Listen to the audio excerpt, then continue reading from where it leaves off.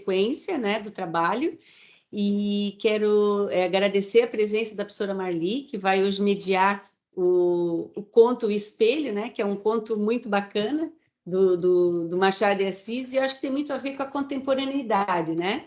Então, quero agradecer também a parceria da professora Thaisa, que está sempre com a gente, e não vou demorar muito, não, vou passar já a palavra para a professora Marli, já agradecendo muito a presença dela, e estamos curiosos para ver a leitura que ela faz desse conto tão interessante do Machado, tá?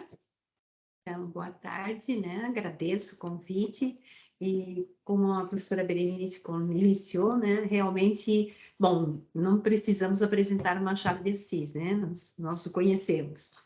Então, eu não fiz, assim, não fui trazer uma biografia dele, porque eu acho que o objetivo é justamente discutir o texto, e como nós não temos tanto tempo, seria, né, interessante falar sobre ele, ver as nossas perspectivas em relação a ele, né, com o nosso olhar, né, desse século XXI. Então, só localizando, ele foi publicado em 1882, e quando a gente pensa, ele foi publicado num jornal, e quando a gente pensa há quanto tempo que ele foi publicado e foi escrito, e como ele já traz vários conceitos que nós estudamos até hoje, até nos dias atuais. Então, ele tem um subtítulo, né? Esboço de uma nova teoria da alma humana, bem interessante a gente ver essa perspectiva. Depois, se a gente for pensar um pouco, trabalhar na psicanálise, a gente consegue entender um pouco, talvez, o que o Machado estava falando. E eu até gostaria de fazer uma observação. Machado conhecia Freud. E ele era um dos poucos, porque ele lia em inglês. Então, ele teve acesso a Freud em inglês. A gente é bem psicanálise, né? A gente pode entender que sim. É interessante, assim, esse conto em especial, ele é bem tranquilo de ler, porque a obra do Machado tem, né, algumas leituras são bastante densas, né, bastante herméticas, mas esse conto em especial, eu penso que é um conto bem tranquilo para as pessoas conseguirem ler, embora ele tenha uma intertextualidade, né, ele traga outros textos dentro, e que exigem um certo conhecimento desse leitor. Porém, mesmo sem esse background, né, nesses outros textos, ele consegue entender o enredo, né, com certa facilidade, e até levantar algumas hipóteses e questionamentos que o Machado se propõe, então, nesse conto. Então, eu penso que, não vou fazer o relato, mas assim, né, não vou fazer a sinopse, o resumo, né, do ponto. Eu fui assinalando algumas expressões, palavras que ele foi usando, e aí no decorrer da fala a gente vai tentando vislumbrar o que são essas duas almas, né, que a Jacobina tenta trazer para nós, o que ela representa. Na verdade, as duas almas, se a gente for pensar, e a gente for pensar no Freud, né, Lacan, Freud, nós vamos entender que é o nosso inconsciente e o nosso consciente, né, que esse inconsciente é aquilo que nos domina em alguns momentos e que nós não temos acesso, e o consciente é aquele que nós temos acesso, e que, se a gente for pensar, é a fração menor da nossa consciência humana, né? A gente tem na nossa subjetividade, a gente tem muito menos tempo nessa consciência do que no inconsciente, né? Nesse momento em que a gente não tem controle ou domínio do que nós pensamos e quem somos.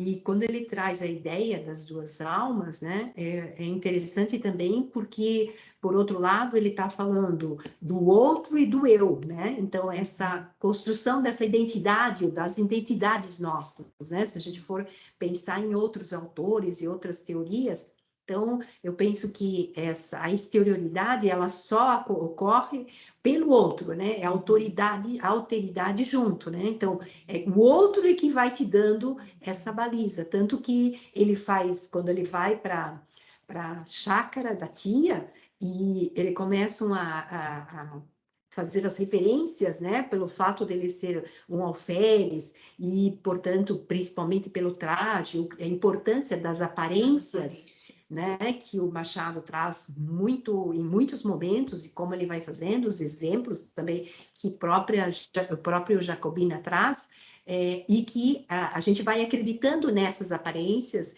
e vai constituindo um eu, ou seja, uma alma, que é essa alma exterior, e que eu me lembrei muito dos likes que a gente hoje precisa, né? A gente está nesse mundo, então eu pensei assim, nossa, o Machado não tinha internet, não tinha WhatsApp, like, Face, mas esse é o Face, né? Esse é o TikTok, essas são as redes sociais que precisamos desses likes para poder existir enquanto sujeito, para que a nossa subjetividade ela apareça, aconteça. Mas o Machado já tinha essa sacação, né? Porque ele publicava em jornal. Uhum. E o texto circulava muito mais pelo jornal do que pelo livro, né? Porque o livro, até hoje, ele não circula de forma plena no Brasil em função do custo, né? Sim, sim. E das dificuldades de acesso também. Agora, com a internet, não mais, né?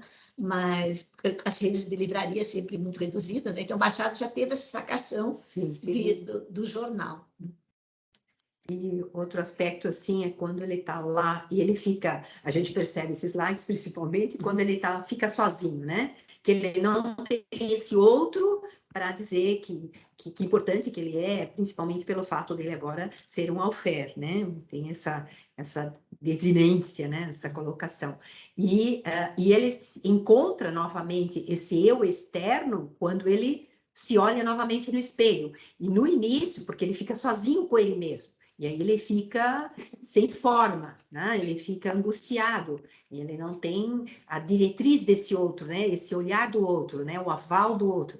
E aí quando ele novamente coloca a roupa e consegue se ver, mas esse espelho, na verdade, é o outro, não é ele, né? Ele, o inconsciente dele, mas é o outro. Então, não é ele olhando para ele mesmo, é como se ele estivesse olhando ele transvestido, né? Aquela roupa que ele tá, aquele papel social que no início assim o Machado traz assim, em primeiro lugar não há uma só alma, há duas almas. Ele põe reticências e mais adiante ele diz são várias almas. Então são os vários papéis sociais que ele não leu o Péché, mas é isso que faz o Foucault, né? Tantos outros autores que vão trazendo depois essa ideia desses vários papéis sociais, né? Que ele vai trazendo.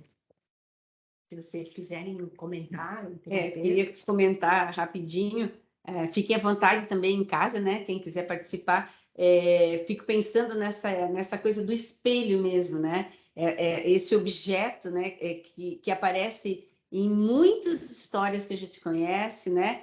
Em muitos lugares, no cinema, no teatro, nas séries e principalmente nos livros, né? Essa imagem, ela se quer a imagem verdadeira de si, só que ela já não é, por natureza, ela já é uma imagem contrária. Então, isso também faz com que o título do Machado seja muito instigante e que nos abre um fio condutor para a leitura do conto, né? Por ser esse espelho. Né? E o espelho também significar, né? A peça que mostra o poder da família, né? Sim, exatamente. Assim, olhando um pouco mais detalhadamente o próprio texto, né? Então, ele traz, como eu falei, muitos intertextos e figuras de linguagem, né? Então, bem interessante, se a gente for fazer um estudo, tem um material rico, muito rico.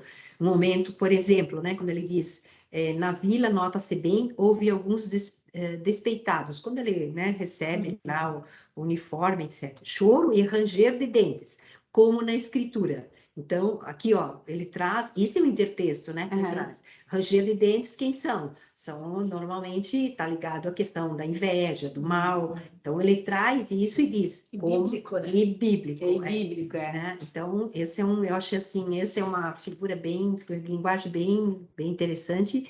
E ele traz também várias referências de outras obras, obras literárias mesmo, né? Então, eu até marquei, né? Aqui. Ele traz, por exemplo, o Longfellow, né, quando ele diz never for more, forever, never, né? Então, ele traz um autor, pressupondo que que se entenda, se não tem que procurar, né? Então, para sempre, nunca, nunca, para sempre. E ele traduziu toda a obra do Longfellow. Sim, porque ele foi tradutor do e ele, né, então, espanhol, alemão, parece, e francês, com certeza. E inglês, isso. Do francês ele tem, eu não vou saber falar, alguém vai me ajudar aqui. Sœur,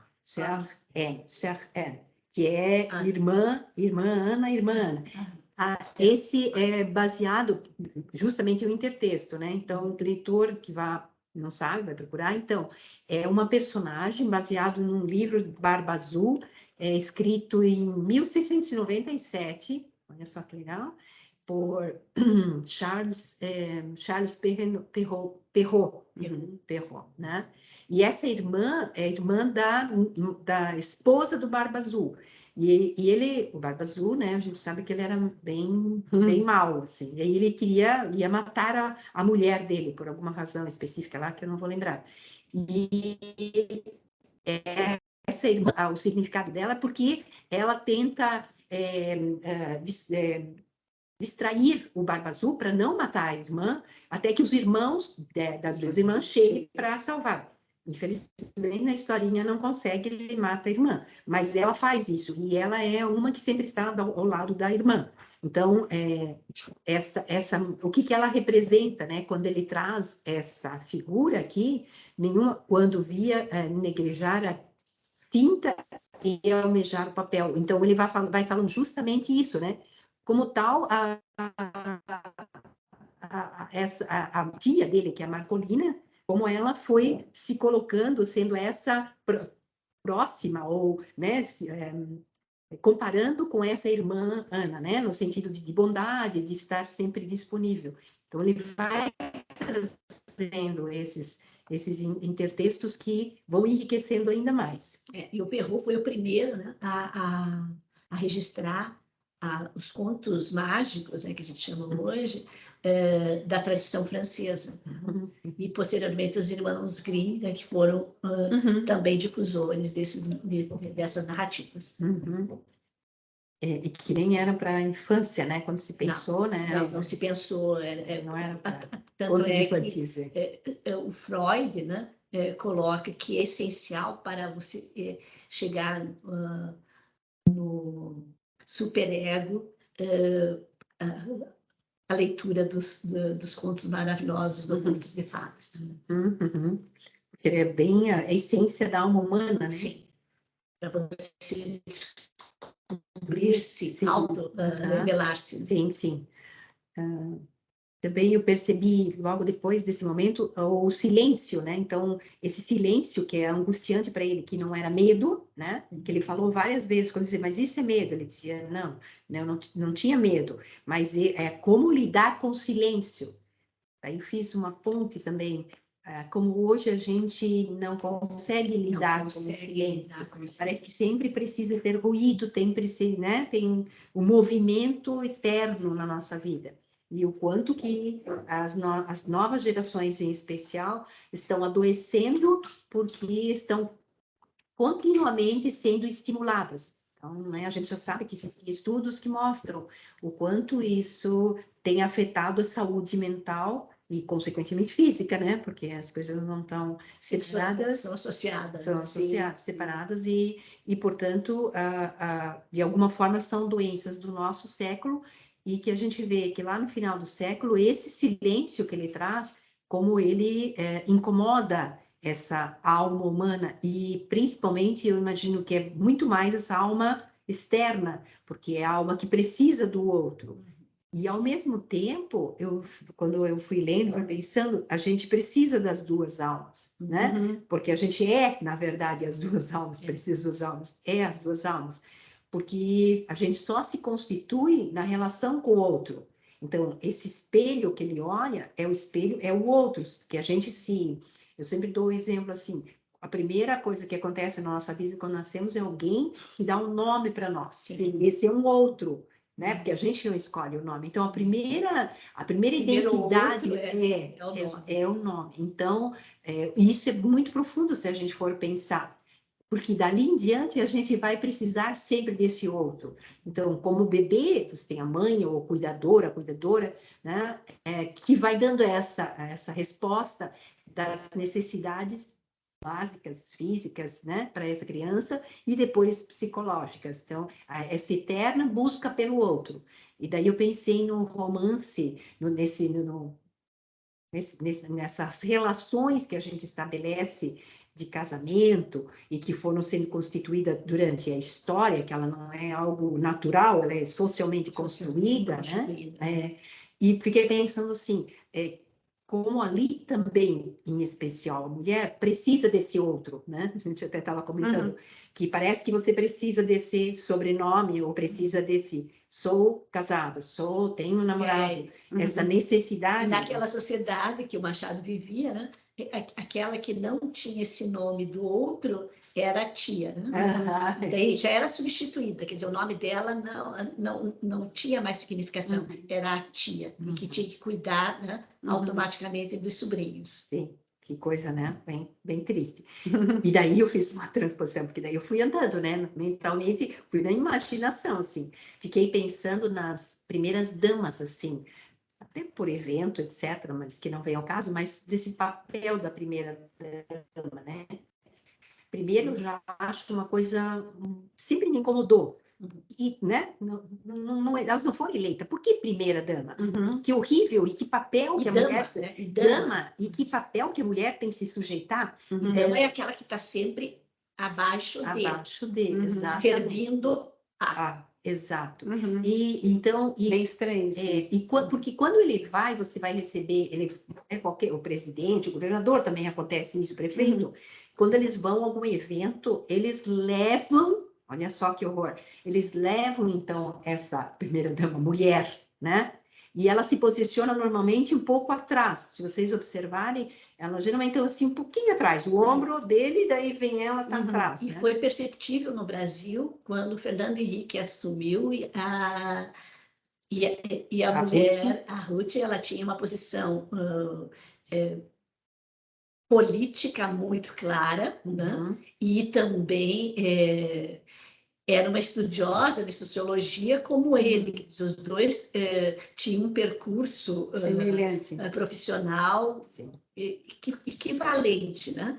E então a Ruth, ela não se posicionava e ela não permitia que se fosse chamada de primeira dama. Sim. Né? E porque ela tinha consciência do que significava esse termo e como ele... E hoje eu até ouvi a fala do Bolsonaro, né? Ele se defendendo, né? Das acusações de que ele não tem o devido cuidado com as mulheres, né? Pela voz da primeira-dama. Inclusive, ele anuncia, né? Que a defesa vai ser feita pela primeira-dama. Inclusive, ele marca. Eu acho que as pessoas não têm consciência do que significa, né? Virou um substantivo sem ser um substantivo. Ele virou uma coisa que as pessoas não têm noção do que significa, né? Como se o substantivo primeira dama fosse só uma palavra qualquer. E na verdade é muito mais que isso. Conceito muito carregado, né, de significações. Muito carregado. Sim. E eu penso assim, o quanto que nós, na escola, né, já que somos a maioria, não sei se são todos professores, a gente sempre puxa para a educação, o quanto que o papel do professor é fazer as perguntas, questionar, levar em conta, né, essas questões, para poder sensibilizar esses alunos, para ter essa ideia maior, né, essa compreensão de que as coisas não são tão gratuitas ou tão ingênuas, né, e simplórias, como às vezes as mídias têm isso. E a potência do texto do Machado é questionar, né? Exatamente isso. O tempo inteiro, né? Se a gente for ler detalhadamente o texto, a gente percebe que na construção do texto ele vai questionando todos os aspectos socialmente postos, né? Associados à narrativa. Né? Sim. Ele fala uma coisa que eu achei interessante, eu não sublinhei, mas ó, o próprio, quando ele fala no espelho, o próprio vidro parecia conjurado com o resto do universo, né? Não estampou a figura nítida inteira, mas vaga, esfumaçada, difusa, sombria de sombra, sombra de sombra. Então, o que ele está dizendo isso? É justamente que a gente não se desvincula da relação com os outros e dos outros e do contexto em que a gente está. É isso que ele está dizendo, né? Sim. Então, a gente faz parte disso, por isso que a gente não tem, ele não tinha os contornos, não conseguia limitar mais, porque como ele não tinha o aval do outro, ele, como ele disse, parece que esse externo, a alma externa, eu fui perdendo. Sim. E ele só encontra no momento em que ele põe a roupa, que é externo, né? E que são protocolos, sim, são normas que se faz e que as pessoas vão se encaixando naqueles papéis. Né? Especialmente do exército, né? Quando sim, você é reconhecido pela roupa, porque a roupa já indica qual é a sua patente. Qual a sua patente. Isso mesmo. E eu fico pensando, quando eu li esse conto, acho que a gente já leu muitas e muitas vezes, né? Mas eu fiquei pensando muito assim, quando as pessoas também, como ele, chegam ao fim de uma profissão, ou por opção, ou por circunstâncias. Às vezes você é mandado embora do teu trabalho, às vezes você sai do teu trabalho, né? E às vezes é mais que um trabalho, é uma profissão. Você trabalha na tua profissão. Às vezes são situações sazonais, né? E ele passa por uma crise imensa, né? Que ele não consegue ser alguém, ele não consegue substituir aquela alma, botar alguma coisa no lugar daquela segunda, terceira, quarta alma, né? E essa é a grande crise, né, dele, né? Do personagem no conto todo, né? E eu acho que na fala aí está colocando também aquela questão do negro, né? Implicitamente ele está colocando a questão do negro, porque e ele se manteve como o primeiro presidente da Academia Brasileira de Letras até o final da vida. Então ele foi se mantendo, porque ele sabia que o reconhecimento dele era o presidente da academia. E se ele saísse da presidência, sim, ele não teria mais reconhecimento. Né? Então, a condição de negro, né? E as imagens do Machado eram todas branqueadas. Sim, né? sim. Então, recentemente, as imagens passaram a ser tal e qual a cor da pele dele. Os livros didáticos sempre branqueado. Ele, Barreto, né? Sim, todos branqueados. Mais que alguém não gostaria de comentar? Se alguém quiser fazer algum comentário, a gente fica à vontade, por favor, tá? A gente tá. Ninguém falou também nada. Deixa eu ver no chat se tem alguma coisa aqui no chat. Não, todo mundo quietinho hoje, tá? Tá todo mundo com frio hoje. Muita chuva, não.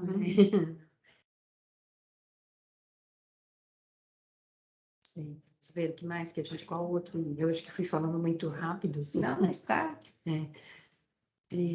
Talvez um pouco dessa madrinha dele, dessa tia, né? A gente não abordou muito sobre ela. Então, o papel dela, tanto que a gente tem, basicamente, seriam ele e ela que seriam os principais personagens. Os outros fazem algumas questões, né? Mas não são personagens mesmo. Estão no cenário. Né? Isso, estão no cenário, isso. Mas ela tem um papel bem importante, né? Então, como ela... E também, ao mesmo tempo, fiquei pensando, mulher, né? Como ela reitera essa ideia de como ele é importante, porque ele agora é alferes e aí ele tem né, tanto que antes ele era Joãozinho, e aí ela, não, o senhor alferes, né? E fez todo mundo chamar de alferes. Então, como ela foi se colocando, foi dando o melhor quarto, deu o espelho para ele, né? Então, esse movimento todas as deferências possíveis ele teve. Né? Sim, exatamente, isso mesmo. Mas não porque ele era o Joãozinho, não. É porque ele era o alferes naquele momento. E ele perde o nome, né? Como você tinha colocado. Ele não deixa de ser essa pessoa, alguém da própria família, o sobrinho dela, para ter o papel mais relevante de quem ele agora tá dentro dessa profissão, né, que ele que assumiu. Que reconhece a família, né? Uhum. Porque aí ele não é o João, nem o Joãozinho, é aquele que representa a família, a ascensão da família. Ascensão da família, é isso mesmo. Ó, viu, senhor Alferes, ó, não por gracejo, mas sério, e à vista dos escravos. Uhum. Aí eu pensei, olha... E à vista dos escravos, né? E esses porque escravos... daí os escravos já estão lá, né, que até então, possivelmente os escravos não o distinguiam da forma que estão distinguindo agora, a partir daquele momento. Uhum. Exatamente. E em relação a esses escravos, eu pensei, o que será que o Machado, talvez também não importa o que ele queria, importa o que a gente consegue entender, né? Quando esses escravos fogem, né?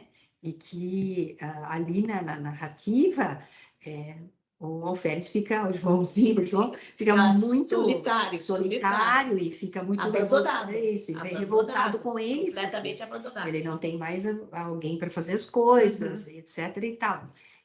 A narrativa é nisso, mas a gente fica ao mesmo tempo pensando, por que esses escravos, o que o Machado, né, induziu ali, devagarinho, o que ele induziu quando esses escravos conseguiram fugir?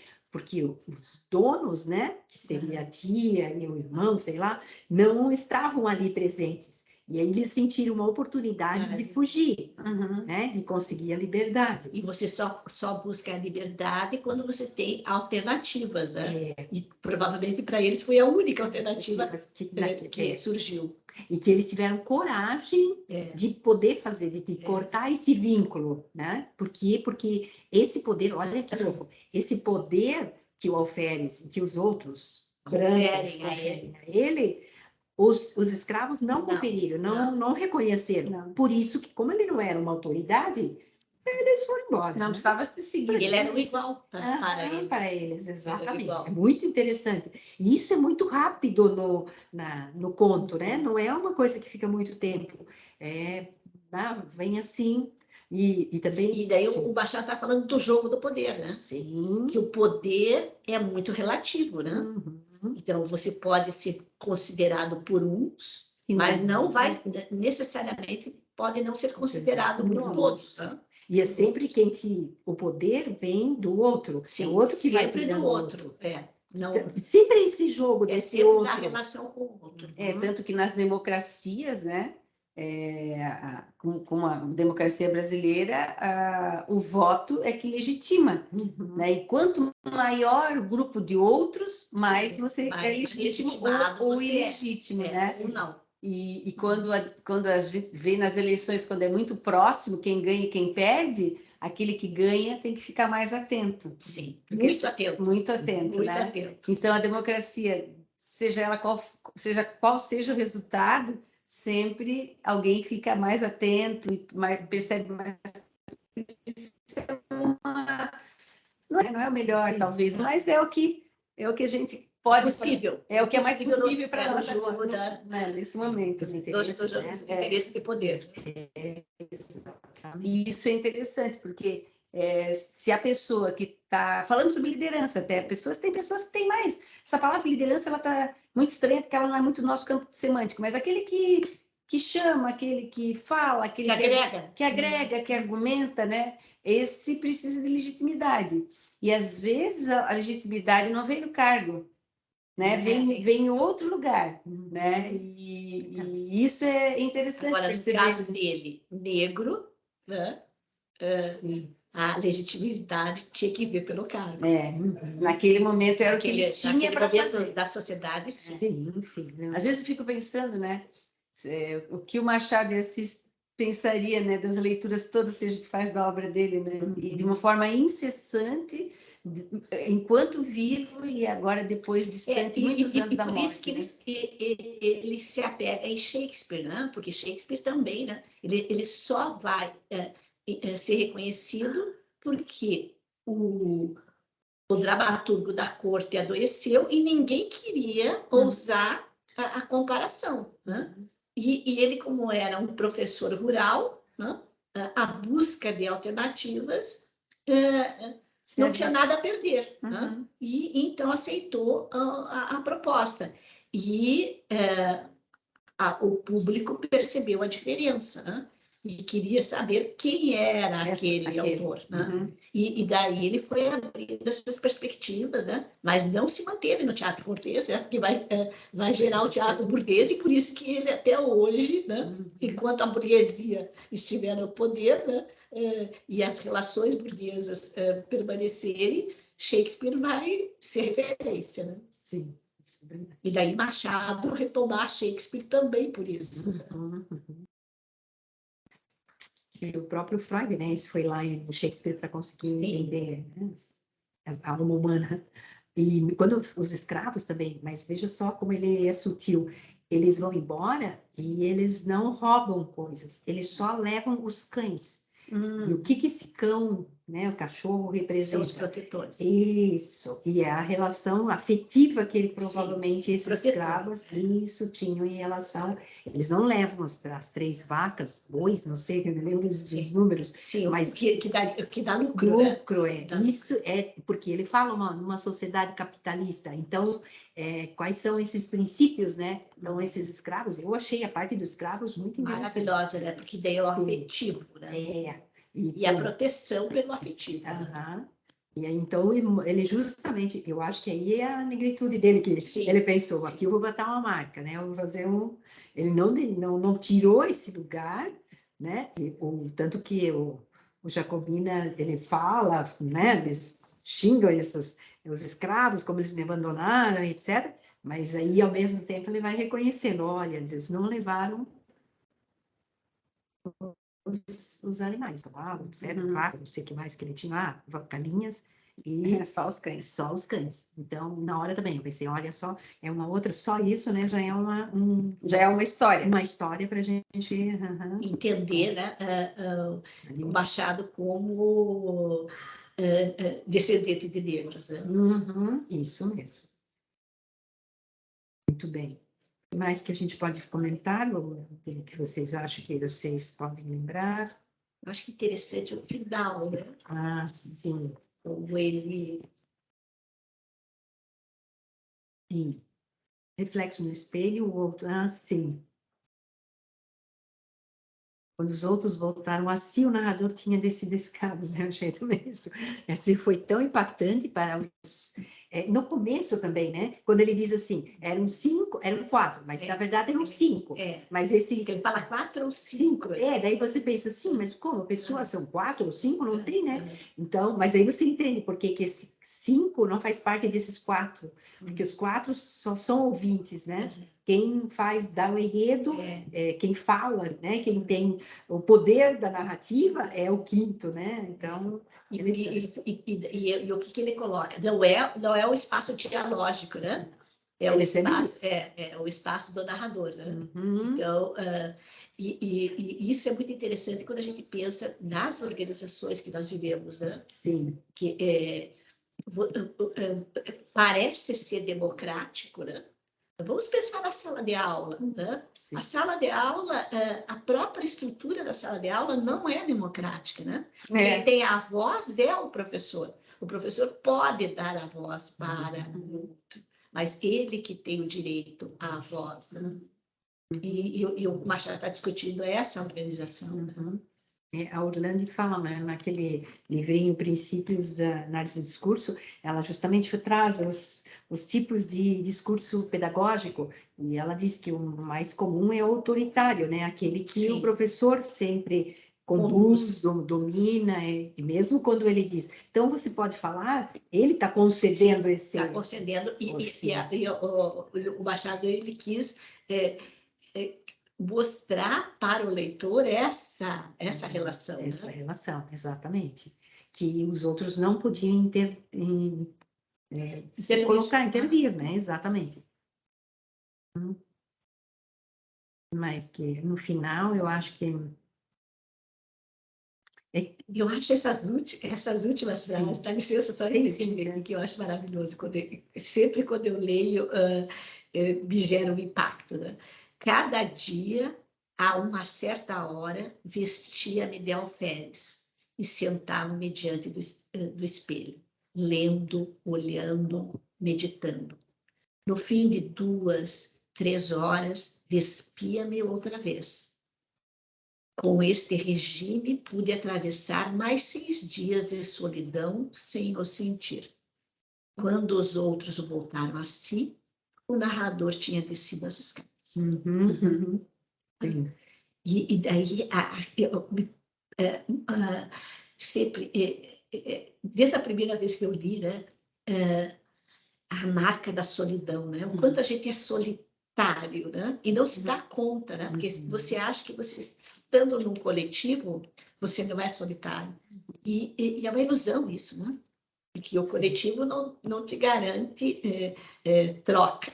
E existe, assim, um discurso também que tem estado muito forte nos últimos tempos e que me incomoda muito, que é essa coisa da solidão.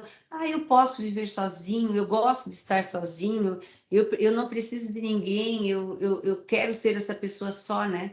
E eu fico pensando que, será que é verdade que as pessoas querem mesmo essa solidão? Ou se é uma justificativa para não querer ter companhia, ou para não querer, porque para ter uma relação de amizade, ou de amor, ou de companheirismo, você precisa querer estar com o outro, né? E se doar. E isso dá trabalho. Isso dá trabalho, né? Muito trabalho. Você ser amigo, você se preocupar com aquele, né? Você saber que aquela pessoa que está com você, às vezes, vai pensar diferente, você sofre com aquilo. Às vezes não, sempre Às vezes tem uma possibilidade. Então, isso às vezes pode pensar igual. Às vezes comum. Isso, então, dá muito trabalho, né? Então, assim, as pessoas, me preocupa muito a juventude mesmo, os jovens, né? Eu estou falando de jovens muito jovens ali, com uns 20 anos, né? Talvez seja uma sociedade muito solitária, né? Muito solitária mesmo. E daí os índices, né?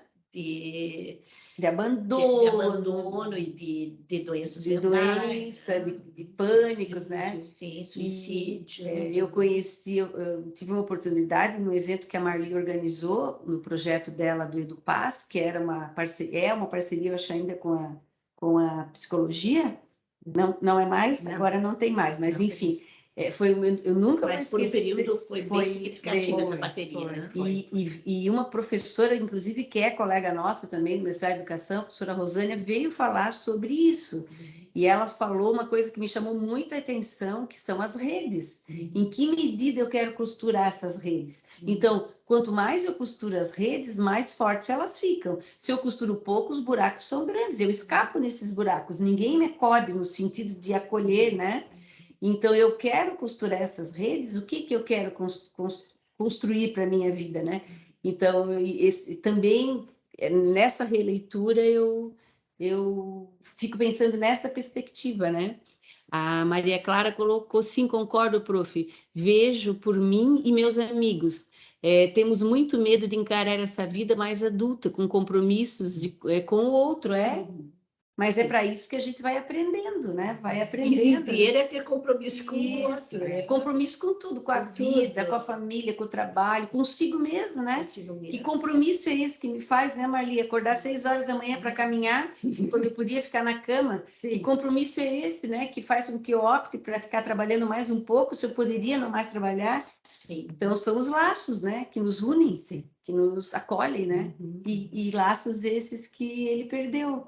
Né? São as pertenças que a gente diz, né? Isso. A gente tem que fazer escolhas, isso mesmo, Maria Clara, são escolhas. O meu pai que tinha umas sabedorias, né? Então ele sempre dizia assim: quem sabe construir um problema sabe resolvê-lo, né? Então eu posso auxiliar na medida do possível. Né? Então, eu não vou resolver problema de ninguém, mas posso auxiliar na medida do possível que vocês forem percebendo, né? Ele falava para todos os filhos, né? Se vocês forem percebendo se é possível, eu vou verificar até que ponto eu posso, né? E a tendência é você querer julgar sempre um problema para o outro. Né? Sim.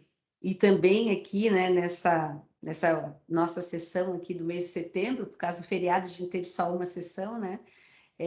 Como é interessante, vocês leram aí o texto em casa, a professora Marli também leu, né? Thaís e eu também. Mas como cada vez que a gente entra em qualquer leitura que venha, né? E também, obviamente, essa de hoje, muito especial, como é bacana olhar para o olhar do outro, né? Então, até aqui a gente precisa do outro. Porque a gente poderia ler o conto nosso em casa. Porque tem aspectos, né, que você não atenta com aquele detalhamento que o outro, que o outro percebe, né? Sim. Então, acho que isso é uma situação bem bacana. Quero agradecer a professora Marli. Obrigada, Marli. Eu que agradeço, foi muito boa a conversa, principalmente com as minhas velhas parceiras, velhas no sentido de muita experiência. Nos dois sentidos também, porque eu sou mais. Eu não sei se alguém gostaria, né, de ainda dizer alguma coisa, né? Mas fiquem à vontade, né, para falar alguma coisa. E não esqueça de botar a palavrinha aí no chat, se vocês puderem, né? Botar a palavrinha no chat. A minha palavra vai ser, ela não é muito criativa, mas é significativa para mim, que é espelho mesmo. Eu acho que essa palavra tem tanto sentido nesse espelho, né? Desde o espelho meu, existe alguém mais bonito do que eu, até todos os outros espelhos, né? Que a gente tem visto na literatura, como eu falei, no cinema, enfim, tá? Então, alma. Essa menina colocou alma. Colocou alma, muito bem, né? A minha palavra é alma. Thaís, a tua palavra? Eu coloco múltiplo. Múltiplo. E você, Marli? Alteridade. Alteridade. Então tá ótimo. Gente, muito obrigada pela participação de todos vocês, tá? E até a próxima sessão nossa. E lembrando que no dia 17, das 9 às 11, a gente tem o Clube do Romance, né? Com a Alice Walker, A Cor Púrpura. Um beijo, viu, gente? Abraço para todos.